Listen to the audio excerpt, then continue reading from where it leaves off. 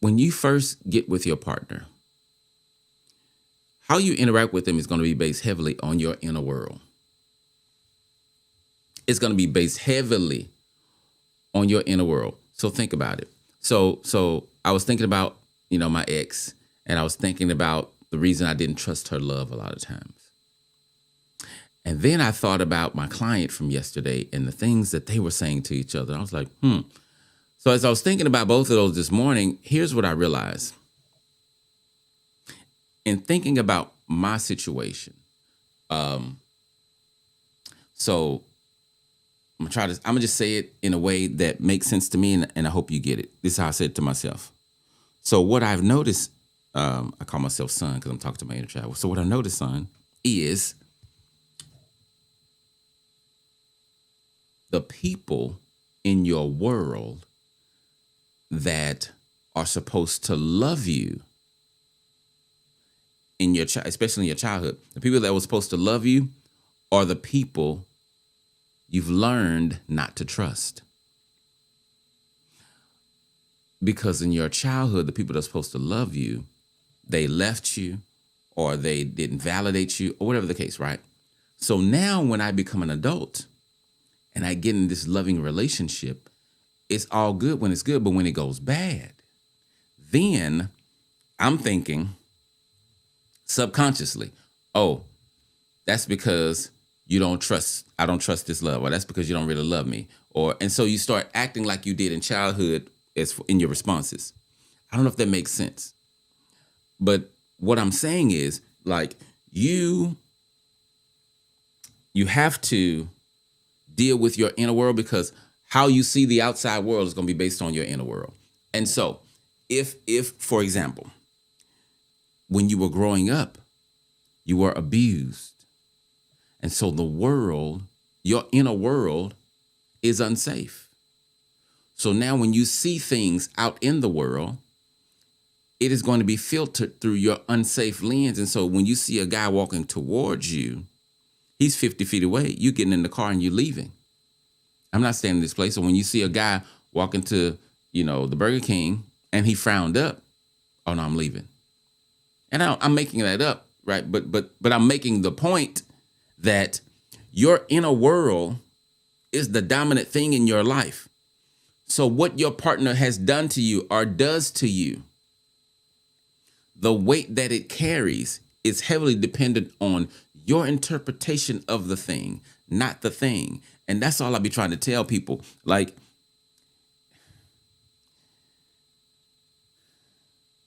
physical pain is not the same as emotional pain. And actually, we can't even prove physical pain. Like, if I take a ruler and I hit your knuckles, that's physical pain. And if I hit another person, that's physical pain. But there's no way for us to determine if that pain is the same.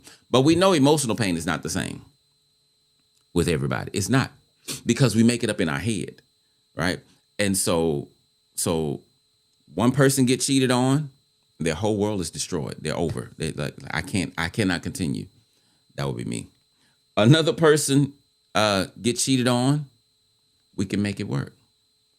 It depends on your mental makeup and what's going, not really your mental makeup. That's part of it, but primary to that is just how your world functions. So if you've never done therapy ever, and you're over 40 and you're dealing with betrayal, you got stuff in there that your partner is not responsible for. And it's all jumbled up, and you are blaming your partner for things they didn't do. Now, you have no way of knowing that, and you can't separate it yourself. You need to go talk to a professional. But what I'm saying is, your world is not right. So you're not going to be able to process your partner's behavior right. You're not going to be able to process your children's behavior right. And I'm just saying in general, like, they're not part of betrayal. I'm just saying in general. So when I was a single parent and I was in my immaturity, I didn't have good social boundaries. That's my inner world. My inner world comes out into the outer world. So as I'm parenting, you know what I couldn't give them? I couldn't teach them boundaries. Now, I didn't know that at the time, But when I look back in hindsight, I see, oh, they don't have boundaries because you didn't have boundaries. Now, when I say didn't have boundaries, people, boundaries is a buzzword these days. So when I say didn't have boundaries, I don't mean no boundaries at all, period, nowhere in my life. That doesn't make sense. Like I don't close. That's a boundary. Like I don't mean that, but, and I'm not going into that. That's not what this message is not about that. This is about navigating your world so you don't sabotage your marriage. Understanding your world so you don't sabotage your marriage. So in my world, watch this. In my world, in my head, in my mind, remember that's the only place your world exists. In my world, silence is not golden. I wish I had just one. If I just had one witness. Silence is not golden in my world. So in my world, when you're silent, when your response to me is silence, in my world, that is translated as ignoring me. And in my world, when you go down this one hallway, there's this giant plaque on the wall of my mind. There's this giant plaque on the wall that says, when we are ignored, we act ignorant. Y'all not even hearing me. It's on the wall. And so every time my ex was silent, my alarm went off, said she's ignoring. And the child ran straight to that plaque, read it. Time to get ignorant, put on his ignorant clothes and would act ignorant. Because of what's going on in my inner world, not because of what she's doing in the outer world. Do you understand that? Why am I sharing that? Not to share my business. I'm sharing it because it is a human condition and you are a human being. That's why I'm sharing it. Because you're doing the same thing. How I know? Because y'all keep coming to my office. And I say this all day, every day. You made that up. You probably heard me say it online before. You made that up. That's not true. You made that up. You made that up in your mind. They don't even love me. You made that up. Where's the proof they don't love you? Because they did that thing? Okay. So if that thing is proof that they don't love you, how do you explain all the other things they did before that? Those were fake, and this is real. How you determine that? Where's the proof for that? Your pain? You can't trust your pain. You can't trust your pain. Why? Because your pain is tainted.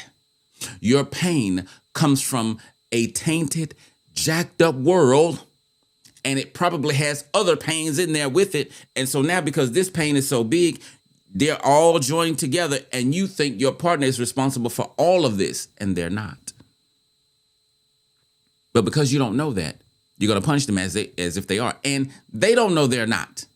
So the big response that you're giving them, your world is over and you're having suicidal thoughts, all of that, they think they're responsible for that. You brought that with you.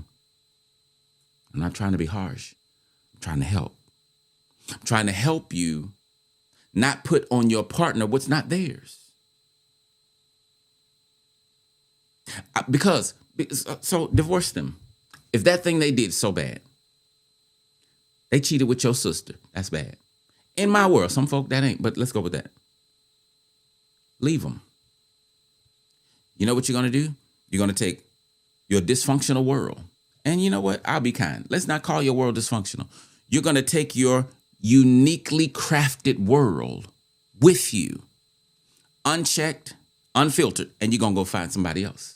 Your partner's going to do things that are red flags in your world. That same system that you had in the previous marriage where you were crushed, you're going to bring that over here. If you don't do two things. Number one, heal your world. Number two, learned, not past tense, learn this concept of your partner's world so that you could try to understand their world. So when they do what they do, listen, as much as possible, you need to try to understand their intent. but you can only get their intent from them. If they slap you, you can assume their intent, but nobody knows their intent but them. And then you got to decide whether or not you believe them. Because sometimes we don't believe folk when they say, well, yeah, I did this because of that. And let me speak on that real quick. So betrayal folk, when you ask your partner, why did you do this? When they tell you, that's not an excuse. They say, the wife says, why did you do this? And the husband says, we wasn't talking.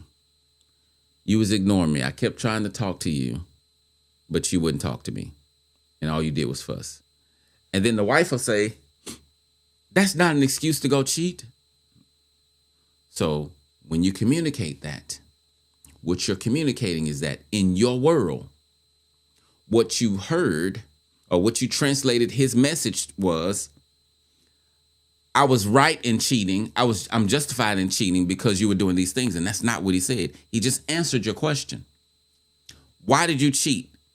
Because I was lonely. That's not a reason to cheat. I know it's not a good reason. It's not a good reason to cheat, but it is a reason.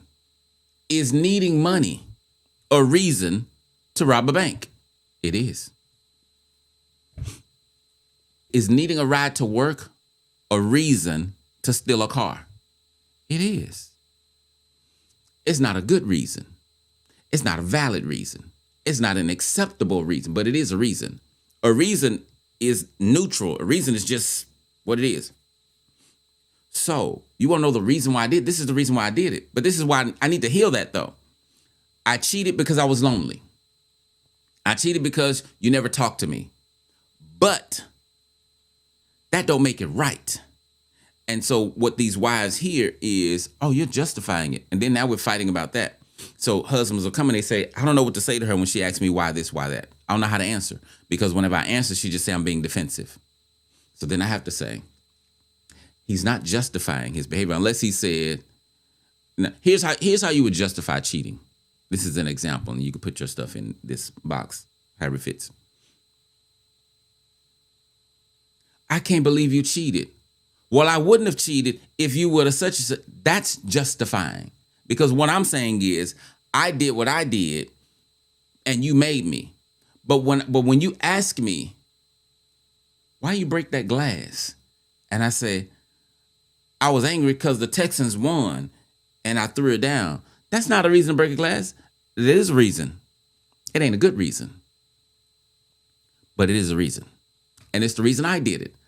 I'm stupid. I wish I wouldn't have done it. But I did do it. And that's the reason I did it. Because I'm stupid and immature. I don't know what to tell you. But that's the reason I did it. What I'm trying to communicate to you is, don't automatically assume that your partner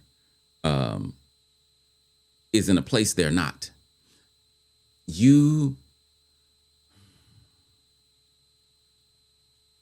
This is why this work is hard. And it's hard when I have clients, I literally can see how they're going the wrong way, how they're misunderstanding each other. Even in betrayal, I can see, man,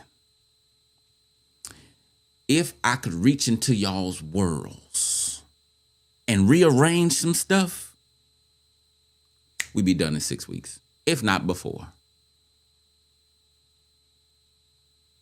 That is why, now this is what I believe, that is why you need the power of the Holy Spirit. Because God can do that work. Your two worlds are so different. They're so unalike. They're so different. And you think because you guys speak the same language, because y'all like some of the same things, y'all got a lot of things in common. Y'all think y'all live in the same world, but y'all don't. It's not possible. And it's because of these different worlds that makes it's one of the major things that makes relationships difficult. So you add betrayal to it, then of course it's difficult because I'm now that's another major injury. Let's just say major event, because injury is a judgment. Injury says that's another major event that my unique world has to process. Both of us, and we're going to process it differently. I'm telling you, when they're in my office, when they're going back and forth, not like arguing, like I don't allow that, but I'm saying like when we're talking, I can see them talking from their world. And we spend a lot of time. Let me finish this thought. I can see them talking from their world about their partner, about what's going on in their world, and they're disagreeing because they're thinking about their world. They're not hearing what the other person is saying. And I spend a lot of time trying to help couples see that, and they don't see it. Let me try to explain this world thing again, because I really need you to get this. This is the main point of this random video.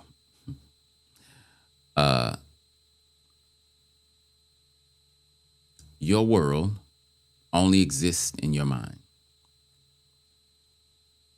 Your world is made up. Your world was created based on where you were born, who you were born to, the family you were born into, the neighborhood you grew up in, your siblings, the gender of your siblings, your dad, his childhood, your mama's childhood, your hurts, your elementary school, you walking down the street, going to school, whatever, turn this on. Whatever you've experienced in your life, all of that has, good, bad, and indifferent, has shaped your world. And you are the only person on the entire planet. You know how big this planet is? The planet is so big that in an airplane, it takes many hours to cross the ocean. That's crazy to me. In a plane, I'm just saying. But you're the only person on the whole planet that lives in your world. There's not another human being that can ever be in your world like you are. Now, the idea, honestly, so for marriage, maybe any intimate relationship, the idea is to enter into each other's worlds. Maybe that's something I need to start teaching, because really, we don't do that. That's something we don't do. We do not actively, we think we do. We'll say it, but we're not really trying to get into their world. Man, listen, that's dating advice. So when you're dating someone, this is a side note. I hope I can get back. You're dating someone. Y'all are seriously dating. So dating is for the purpose of gathering data. Yeah, to see how well these two lives fit together. We're going to try to do life together. And you need to gather as much data as possible. But when you're dating, if you guys can focus on, so if I'm dating you, my focus is understanding your world. But you know what we spend time on? Trying to get you to understand me. I know, because I be doing it right now. When I meet folk or when I talk to folk, I be trying to get them to know me. But I'm changing that. I'm not dating. When you're dating, if you guys can focus on, like, let your number one priority, I don't know about number one priority. Let one of your priorities be, I want to understand their world. But y'all have a conversation. And that's another thing, this whole Hollywood mindset where you think folks should just know how to do stuff. No. Y'all have a conversation. Hey, I think it would be good if you get to know how my world operates and I get to know how your world operates. That will better help you understand if y'all want to be together. Because all I'm doing, this is good. Because otherwise, all I'm doing is judging the outputs from your inner world. And I can guarantee you, I'm gonna misjudge them, because the outputs that you put out that I determine as good, the kind of meaning of good I'm gonna give it, that may not be what's necessary based on the other things that, I have labeled in my world. When you do something I don't like, that's going to go in a certain place because I don't have your meaning because I'm not in your world. It's going to be based on my world. So I'm going to put this on the wall, hang this up, put this on the bookshelf in my world. And I guess worlds don't have walls, huh? So in my world, there are houses. I'm going to design this world. Like I'm going to use, I think I'm going to use Mario World. I'm going to use Mario World to teach this lesson. I'm playing Mario today. I'm going to play Mario today. When y'all see this lesson on Mario, understand this is where the thought came from right here, right now. What's today? Today is November the 12th, 2025. Mario. We're not in each other's worlds. So when I see the good, I label that a certain way based on my world. And because I don't know your intent, for example, I'm using something really simple. Man opening the door. So he opens the door on y'all first few dates. You see that, you determine he's romantic. He's chivalrous. Now watch this. You don't have any proof that he's chivalrous. You got evidence. That's evidence. But it's also evidence of a whole lot of things. It's not proof that he's chivalrous. Anyway, you've determined in your mind he's chivalrous. So then on the fourth date, he doesn't open the door. Now that goes in a certain box. You don't say nothing to him. It just rubs you the wrong way a little bit. He just forgot today. Now you got evidence for him being chivalrous and you have evidence for him not being chivalrous. But you don't translate over to he's not being chivalrous anymore because in your chivalrous Rolodex, there are other things that he does just because he's him. But you think it's because he's intentionally trying to love you or show you whatever. That's not what he's doing. He don't even know that you're taking notes like that because you're not saying, oh, you're so chivalrous, you're so romantic. Continue on. And then now, y'all are in a relationship and it's like relationships do. We bumping heads or whatever. Now you determine he lied to me in the beginning. He was fake in the beginning. He showed me something different in the beginning. No. More than likely, you saw what you saw. You mislabeled it because you didn't take the time to get to know in his world. Hey, when you open the door for me, what does that mean to you? I just opened because I was on your side and it seemed like I just opened it. I don't know. I didn't even really think about it. When he says that, that's the evidence and the proof he wasn't being chivalrous. But that's how you labeled it. And what I'm saying is take this small example and apply it to everything in your relationship. Just do it. Just apply it to apply it to different situations in your relationship. And if you're do it by yourself. When you do that, tell me you're not coming up with new revelations about, oh, I may have misjudged that. Oh, you know what? When he was yelling, that may have been because I used his golf club to kill a roach, as opposed to him just going off on me. I don't know where that came. I don't know where that came from. Anyway, when you're dating, learn each other's world. Okay. All right, back to betrayal. So the way this impacts my betrayal clients, like I said before, is because just think about it. When somebody broke in my house, this was 2002 maybe. I had an apartment. Somebody broke in there. I was like, I can't believe somebody broke in my house. I was just feeling like, it was like, oh, and this, I never processed this way. This is an example of my inner world. What happened on the outside, somebody breaking in my house, I couldn't understand in my inner world because I was like, why would somebody do that to me? Like to me, I took it personal. Like they knew me and that's Clifton. Random house. It was on the corner. It was easy access. So, and all they stole was my VCR and some tennis shoes because they couldn't get out the door, right? Because when I moved in apartments, I always put a deadbolt on the lock. So you need a key to get in and out. So they got in the window, but they had to go back out the window, so they couldn't take much. But here's the point. I'm sorry. That night and several nights after that,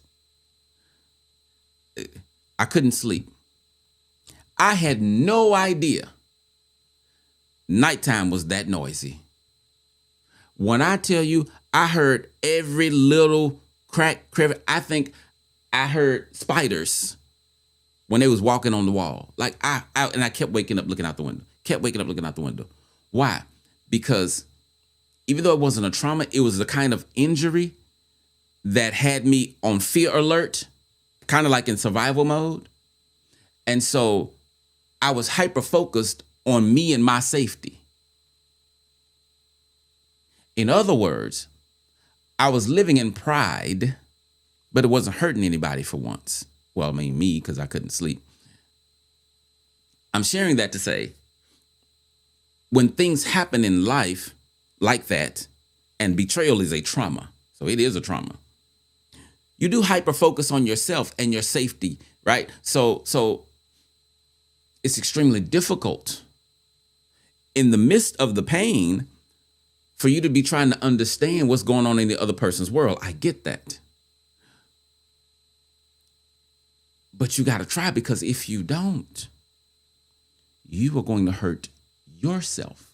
Because I'm telling you, there are things in your world that are hurting you that your partner is not doing and that they're not responsible for.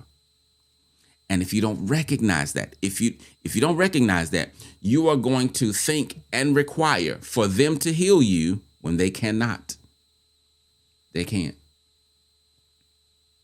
No matter how compliant they become, no matter, you have to do your inner work. Okay? All right. So now, this is a random video. My stomach is telling me to stop because it's time to go eat breakfast. So I'm going to go do that because I'm hungry. Oh, what time is it anyway? I got clients today. I don't even know what time.